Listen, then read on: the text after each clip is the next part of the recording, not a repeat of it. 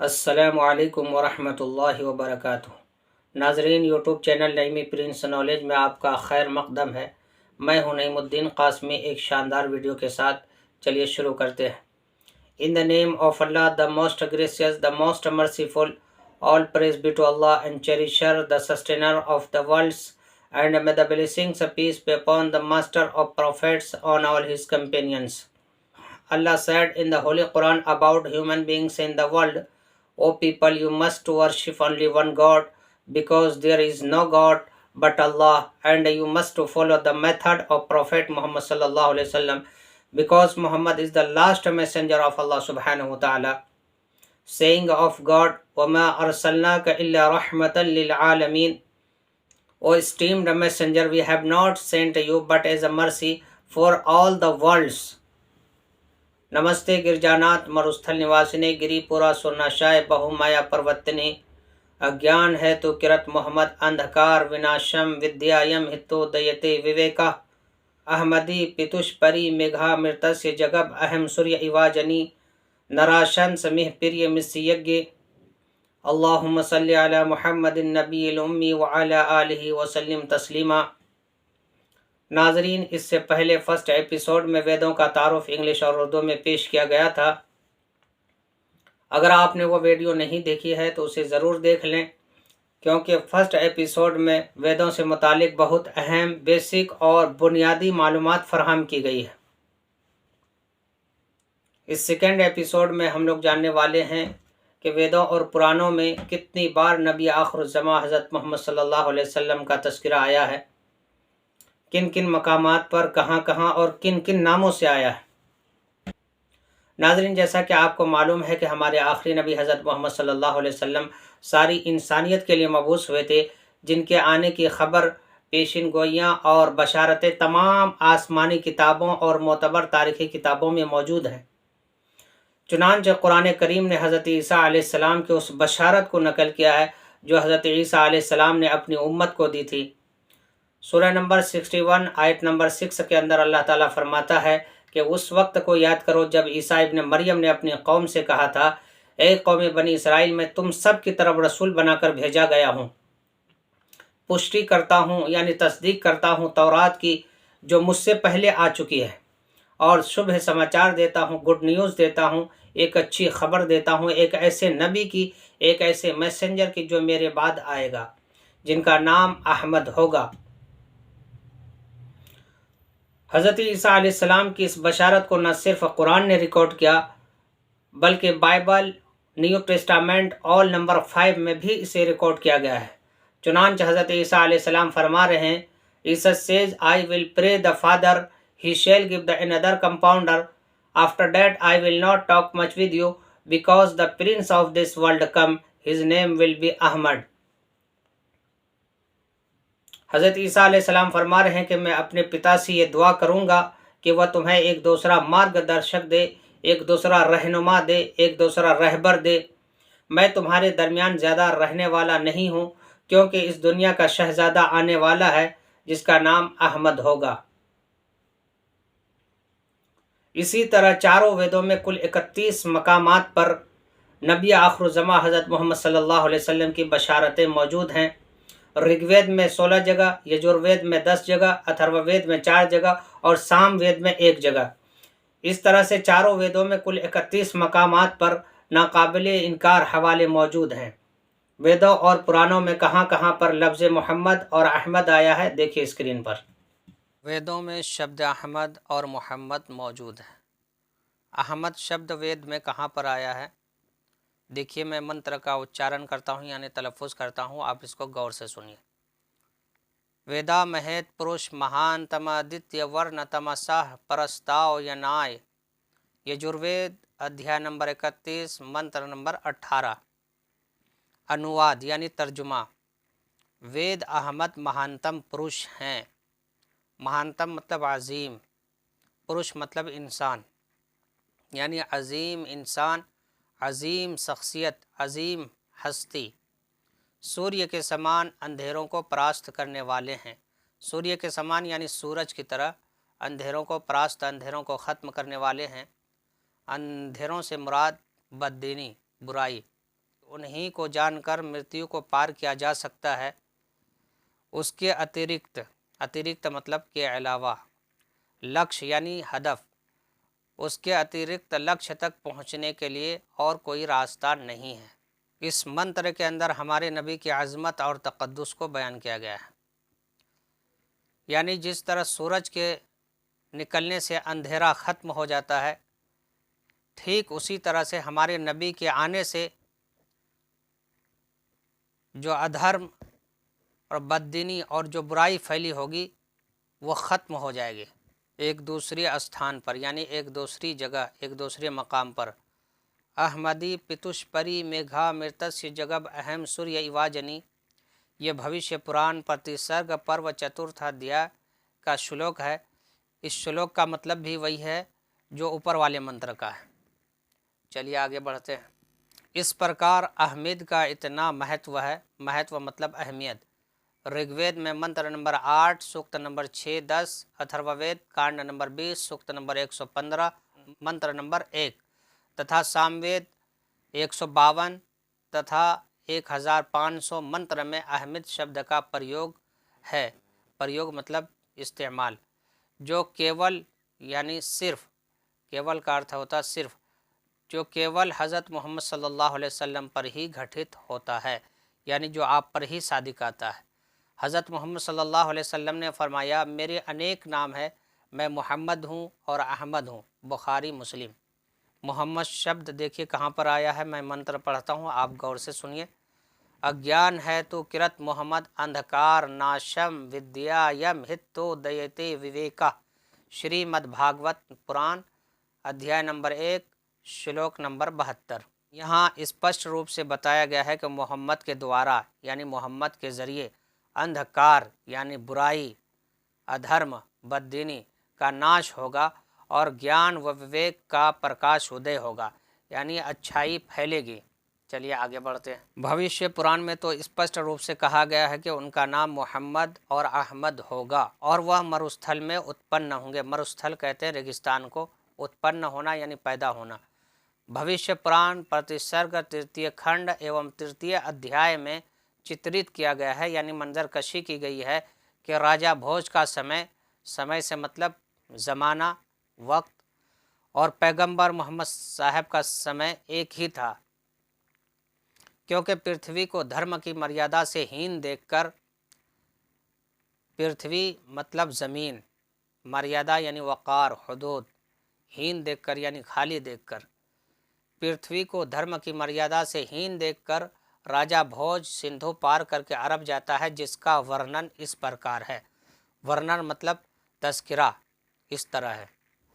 चलिए मैं मंत्र का तलफ़ुज़ करता हूँ, आप इसे गौर से सुनिए। एतस्मिन्नन्तरे मलेच्छ आचार्यो जरामन्विता महामद इति खियता शिष्य शाखा समन्विता नपश्चेव महादेवम मरुस्थलनि निवासिनम गंगा जलेश्च संसनाप्त पंचगव्य समन्विते चंदनादि भिरम तचर्यतुष्यब मनासा हरम नमस्ते गिरिजानाथ मरुस्थल निवासिने गिरिपुरा सुरनाशाय बहु माया पर्वतने मलेच्छ गुरपताय शुद्धाम सच्चिदानंद रूपिणे तवम माम ही किम करम विद्धि शरणार्थ भूपागतम। ये भविष्य पुराण का श्लोक है। इसका तर्जुमा क्या है आगे देखिए। अनुवाद यानी तर्जुमा। उसी बीच अपने शिष्यों के साथ, शिष्य कहते हैं साथी, दोस्त, महामद यानी मोहम्मद नामी पवित्र मलेच्छ, मलेच्छ कहते हैं गैर मुल्की, ये गैर आर्य, जो आर्यों में से ना हो, वहाँ आएगा। राजा भोज मरुस्थल यानी रेगिस्तान, मरुस्थल निवासी महादेव के दरबार में तमाम गुनाहों के धोने से पवित्र होकर गंगा स्नान करके अपने आप को सुपुर्द करके यूँ अनुरोध करेगा, हे रेगिस्तान के निवासी यानी ए रेगिस्तान के रहने वाले, शैतान को पराजित करने वाले, शैतान को हराने वाले, चमत्कारों के मालिक, चमत्कार यानी मुअज्ज़ा, बुराइयों से पाक व साफ, सत्यवादी यानी सच बोलने वाले, सचेत, फ़आल, साक्षात ईश प्रेम में डूबे हुए, तुम्हें प्रणाम हो या सलाम हो। तुम मुझे अपनी शरण में आया हुआ एक दास समझो। शरण यानी पनाह, दास मतलब गुलाम। चलिए आगे बढ़ते हैं। आगे जो मैं मंत्र पढ़ने वाला हूँ ये बहुत ही अहम है, क्योंकि इसके अंदर शायर इस्लाम को बयान किया गया है और मुसलमानों की पहचान बताई गई है। लिंगच्छेदी शिखाहीना शमशरुधारी सदूशका उच्चलापी सर्वभक्षी भविष्यति जनोमम मुस्लिनीव संस्कारा कोशेरी भविष्यति। इसका तर्जुमा है, खतना किया हुआ, चोटी से हीन, दाढ़ी रखने वाला, ऊंची बात कहने वाला अर्थात अजान कहने वाला मेरा ख़ास आदमी होगा, शुद्ध पशुओं का आहार करने वाला।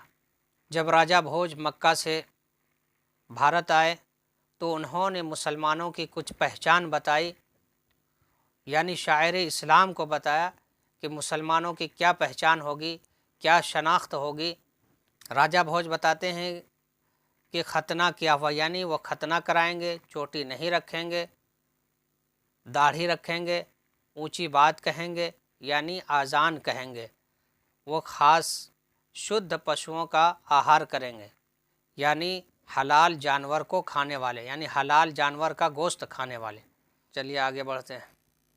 नराशन समीह प्रिय मिस्सी यज्ञ ऋग्वेद संहिता मंडल नंबर 1 सूक्त नंबर 13 मंत्र नंबर 3।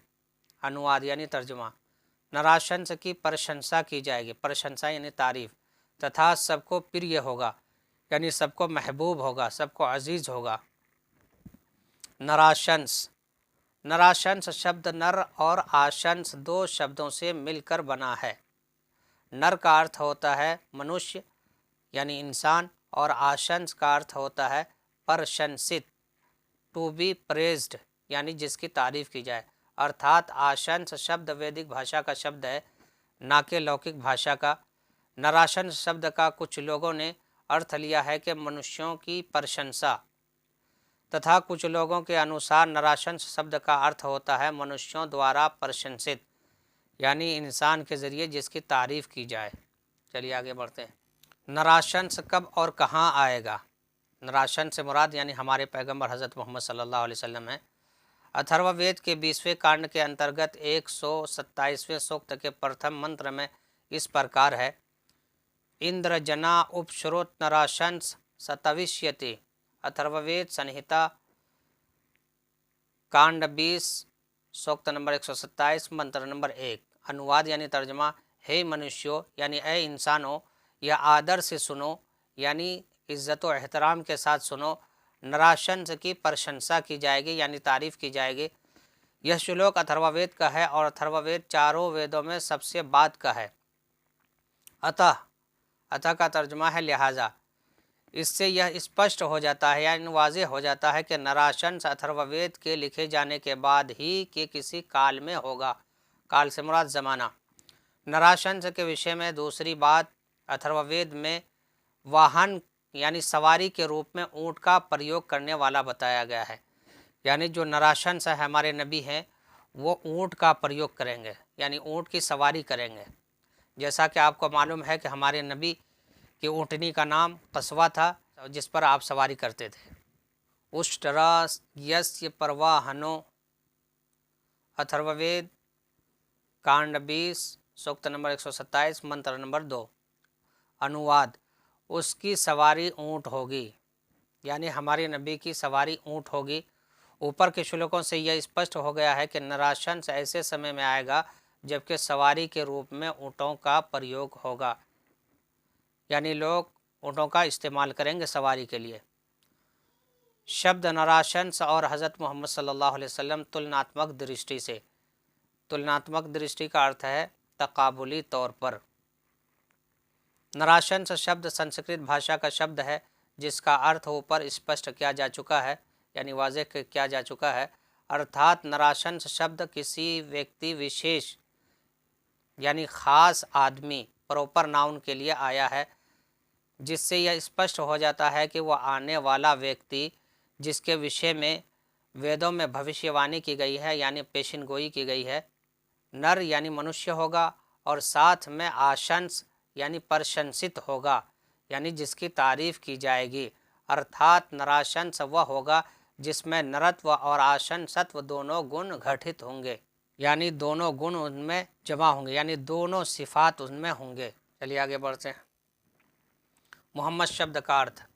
मोहम्मद शब्द हमद धातु से बना है, यानी मोहम्मद शब्द का जो मादा है वो हमद है। हमद यानी प्रशंसा। इसी प्रकार मोहम्मद यानी प्रशंसित, यानी जिसकी तारीफ़ की जाए। मोहम्मद सल्लल्लाहु अलैहि वसल्लम के पिता का नाम अब्दुल्ला और माता का नाम आमिना था, जिससे यह सिद्ध यानी साबित हो जाता है कि आप मनुष्य ही थे। अतः आप में नरत्व और आशंसत्व दोनों गुण घटित होते हैं। इसलिए नराशंस शब्द अरबी में मोहम्मद शब्द के समान है, यानी बराबर है। जिस प्रकार जल कहें या वाटर कहें या पानी, सब एक ही पदार्थ की ओर संकेत करते हैं, केवल भाषा का ही अंतर है, यानी भाषा का ही, ज़ुबान का ही फ़र्क है। इसी प्रकार नराशंस शब्द संस्कृत भाषा का शब्द है और मोहम्मद अरबी भाषा का शब्द है, जो एक ही व्यक्ति की ओर संकेत कर रहा है।